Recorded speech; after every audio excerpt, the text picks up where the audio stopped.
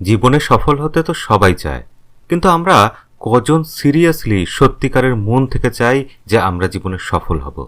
আপনি যদি সত্যিই আপনার সাফল্য নিয়ে সিরিয়াস হয়ে থাকেন, তাহলে ভিডিওটা শেষ অবধি দেখবেন।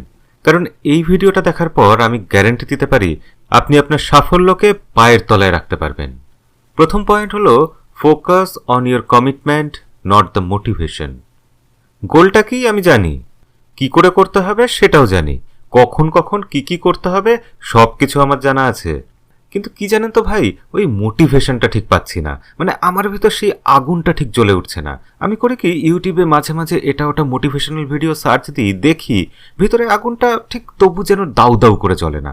আর যদি জ্বলেও ওঠে কখনো, তাহলে সেটা 10 মিনিটের মধ্যে নিভে যাচ্ছে। বন্ধু, কোনো মোটিভেশনাল ভিডিও, কোনো ইউটিউবার আপনাকে মোটিভেট করতে পারবে না যতক্ষণ পর্যন্ত আপনি নিজেকে না মোটিভেট করছেন।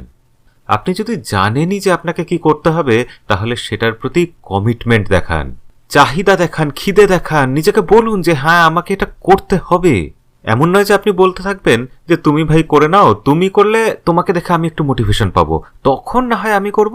তাহলে শুনুন, ওসব বলে তো লাভ নেই, কারণ ডেস্টিনেশনে সবাই একদিন না একদিন পৌঁছে যায়, কিন্তু যে প্রথম পৌঁছায় তারই শুধু নাম হয়, সেই শুধু পুরস্কারটা পায়।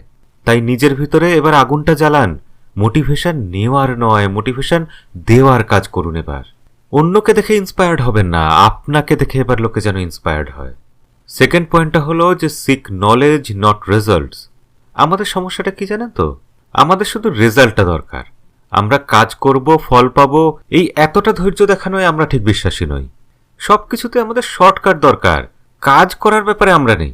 তাড়াতাড়ি বল ভাই, কি করে শর্টকাটে পয়সা ইনকাম করা যায়, এটাই আমাদের মানসিকতা। আমরা আগেই সব প্ল্যান করে নিই যে উফ, সাফল্য আসলে, টাকা পয়সা পেলে এই করব সেই করব, গাড়ি কিনবো, বাড়ি বানাবো।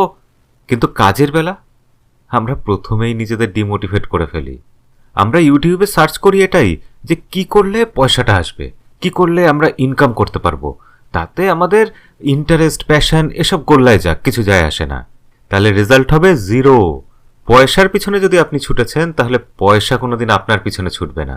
যে কাজটা করতে আনন্দ হয়, যেটা আপনার সত্যিকারের ভালো লাগে, সেই কাজটা করুন। আমি গ্যারান্টি দিচ্ছি যে পয়সা আপনি গুণে শেষ করতে পারবেন না। তবে এখানে আনন্দ করা, মজা করা মানে কিন্তু আমি প্রোডাক্টিভ কিছু করার কথা বলছি, মানে আমরা ওই দিনরাত যেসব মজা করি ওগুলো নয় কিন্তু। থার্ড পয়েন্ট হলো, মেক দি জার্নি ফানফুল। নিজের জীবনের জার্নিটাকে সুন্দর বানান, একটু মজা করুন, একটু আনন্দ করে বাঁচুন। কোনো একটা কাজ বারবার একটানা করলেই যদি আপনি সাকসেসফুল হয়ে যাবেন ভাবেন, তাহলে আপনি ভুল ভাবেন। তাহলে তো সবার আগে মাঠের গরুরাই সাফল্য পেত।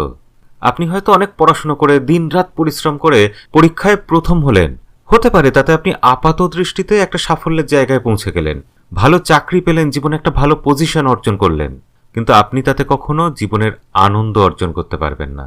24 ঘন্টা পরিশ্রম করে, ব্যবসা করে সফল হয়ে প্রচুর টাকা ইনকাম করে কোনো লাভ নেই যদি আপনার বাড়িতে আপনার বাচ্চারা আপনার অপেক্ষায় বসে থাকে। তাই বলছি, জীবনে আনন্দ করতে শিখুন। সময়টাকে না একটু ভাগ করে নিন, কিছুটা সময় এই কাজে দিন, কিছুটা সময় অন্য কাজে দিন। সময়গুলোকে বিভিন্ন প্রোডাক্টিভ কাজে ব্যবহার করুন। এমন নয় যে সময়গুলো ভাগ করে তার জন্য বেশ কিছুটা সময় আপনি অকাজে ব্যয় করলেন। যদি কিছুটা টাইম পড়ার জন্য রাখেন, তাহলে বাকি একটু টাইম বন্ধুদের জন্য রাখাই যায়, একটা সিনেমা দেখতে যাওয়াই যায়। আপনি যত বড় চাকরিজীবী হন না কেন, আপনি আপনার বাচ্চাদের সাথে পার্কে কিছুটা সময় কাটাবেন, এটা বার করা কোনো সমস্যাই আসলে নয়। ফোর্থ পয়েন্ট হলো, ইউজ ইওর ইমাজিনেশন। এখানে আপনাকে একটু ক্রিয়েটিভ হতে হবে। দেখুন, দুনিয়াতে সবাই কিছু না কিছু করছে, সবাই কোনো না কোনোভাবে টাকা উপার্জন করছেই, কিন্তু আপনি যত ক্রিয়েটিভ হবেন আপনার উপার্জন ততই বেশি হবে। কখনো ফুটপাতের হকারদের দেখেছেন তো, তারা চেঁচাচ্ছে এইটা নিয়ে নিন, এটা সস্তা, ওটার এই দাম, কিন্তু তার বদলে তারা যদি চুপচাপ তাদের জিনিসটা নিয়েই বসে থাকতো, তাদের কিন্তু বিক্রি হতো না। তাই ক্রিয়েটিভ হন, লোককে অ্যাট্রাক্ট করতে শিখুন। আলাদা কিছু করার চেষ্টা করবেন না, তাতে কোনোদিন সাফল্য আসবে না। বরঞ্চ একই জিনিসকে আলাদা রকমভাবে, অন্য রকমভাবে করার চেষ্টা করুন, তাতে সাফল্য আপনার কাছে ছুটে চলে আসবে। বিশেষ করে আপনি যদি সত্যি ব্যবসার জীবনে যেতে চান, তাহলে আপনাকে ক্রিয়েটিভ হতেই হবে। আপনাকে মানুষকে নতুন কিছু দিতে হবে, নতুন কোনো ভ্যালু প্রোভাইড করতে হবে, যার জন্য লোকে আপনার কাছে ছুটে আসবে। ফিফথ পয়েন্ট হলো ভালো হওয়া ছেড়ে দিন, খারাপ হন।